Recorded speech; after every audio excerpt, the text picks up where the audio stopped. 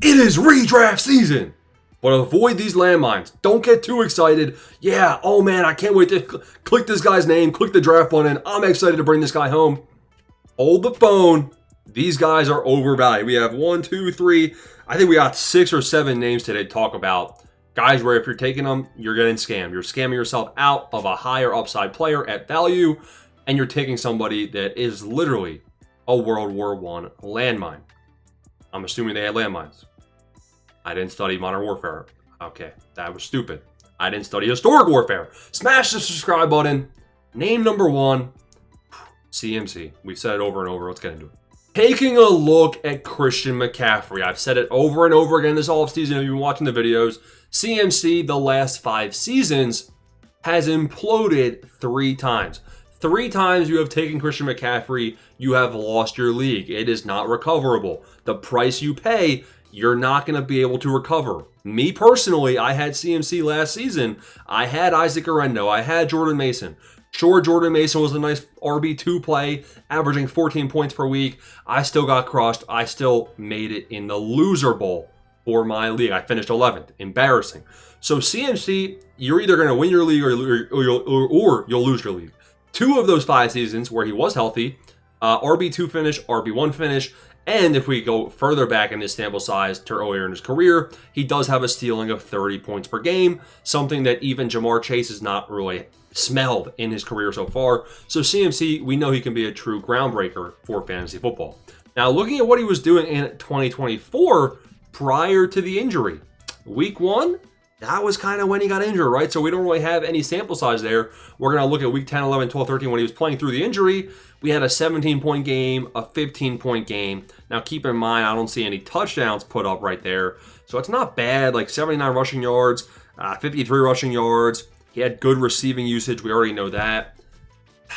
This is a major red flag. Wave the red flag. He's getting up there in age, and 60% chance you're going to lose your league. Why? The reason I'm saying that is because there's no discount built in.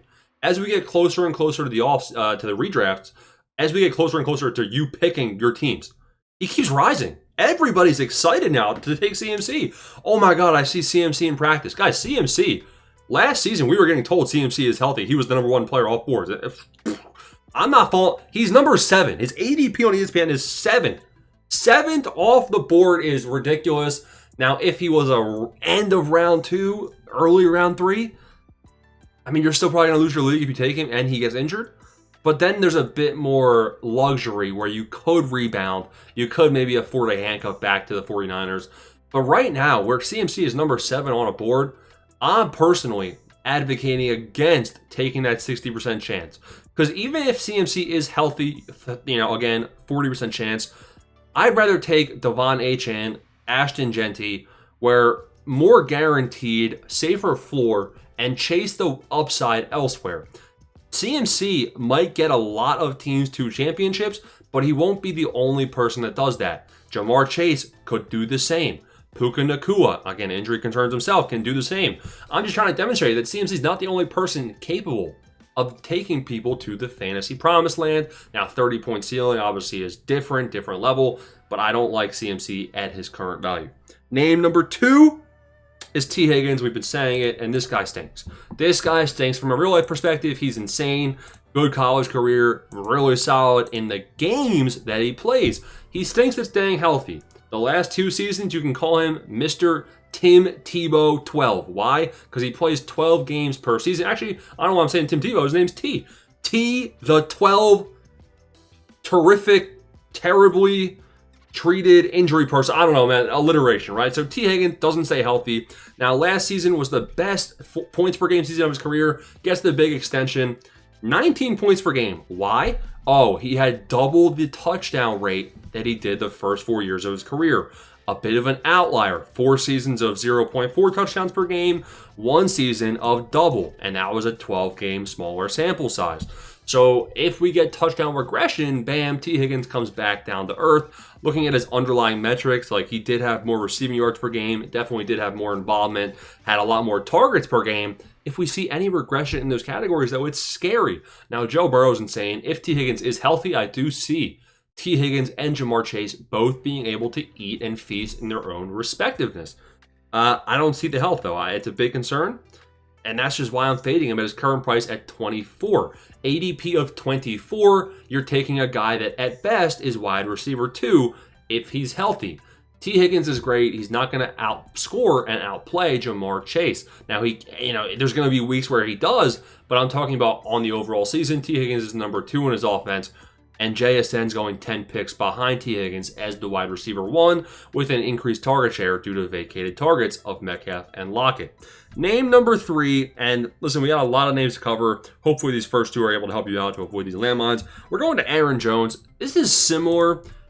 It's just age. It's just age, and you bring in a new piece of Jordan Mason. Now, I'm not really touching, I'm not really taking, I don't even know what to say, Aaron Jones or Jordan Mason this season much in fantasy.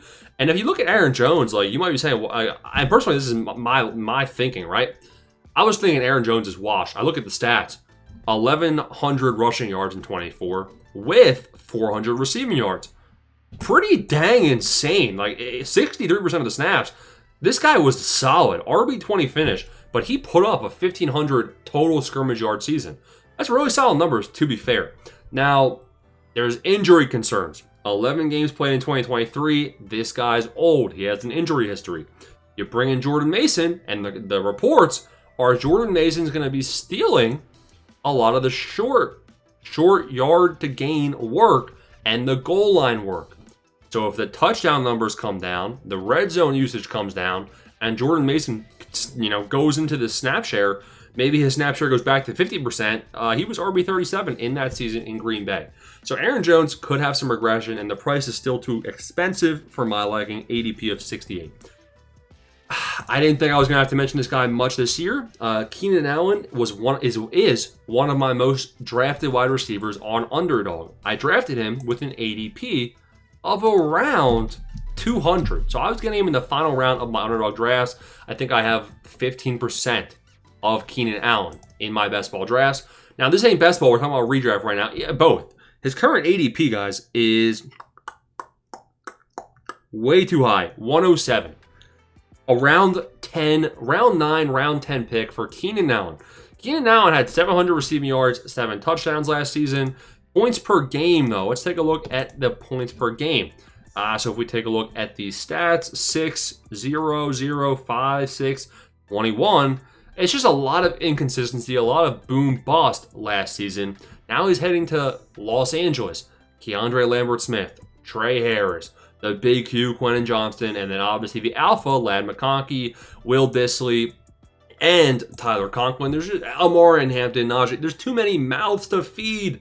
Too many mouths to feed, not enough to go around. So that's going to have to be something, guys, where I am fading Keenan Allen at the current price. ADP of 100 is wild. This guy's been a big-time riser. I see a slight rise, but definitely not to the point that he's gone to now. Davante Adams. Davante Adams, I think, is actually poised to potentially have a similar season to T. Higgins last year. If Davante Adams plays a lot of games like he did last season, I think he's only going to get better. Now, the Stafford injury concerns me. If Stafford's gone, we saw that Davante Adams hates Jimmy Garoppolo. He's cooked. But if Stafford's healthy, the touchdown rate, we could see a 2020 touchdown rate of over 1 touchdown per game. I'm not even kidding. Davante Adams could average over 20 points per game.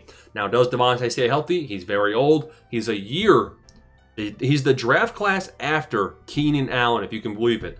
So just to compare the metrics, now obviously Davante's still been producing. He even produced last season, right? So Davante Adams, his price is where it gets me. He's priced ADP of 27.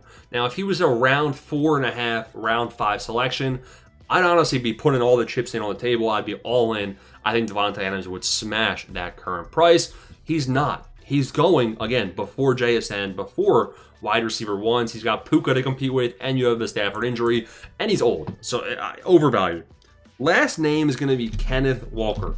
Kenneth Walker can't stay healthy. Beyond that, you have Zach Charbonnet. Zach Charbonnet is somebody that's actually getting drafted with an ADP of 100. So you can't be, you can't be saying that Kenneth Walker's going to be good and Charbonnet's going to be good. It's one or the other. So Charbonnet is probably going to eat into Kenneth Walker's snap share again this season, get more opportunities. He looked good last year when Walker was out. So I think it's going to be a bit more of an even split. Kenneth Walker's going into a contract year, which is something good he has going for him, I guess. But they don't really have much allegiance. He's definitely explosive when he gets the opportunity. New quarterback. I don't really have much to say here.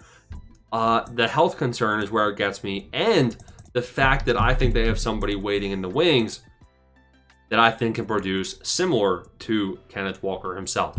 So I'm fading him at current prices. Current price is ADP of 37, where there's better guys going prior. Better guys going prior, better guys going after. Kyron Williams, Breece Hall, and even after. Like, I'd rather wait another 30 picks to get Pacheco than go on Kenneth Walker. I think Pacheco has similar upside because Pacheco was averaging 16 points per game prior to the injury last year. Those are a bunch of undervalued players. Make sure you avoid them.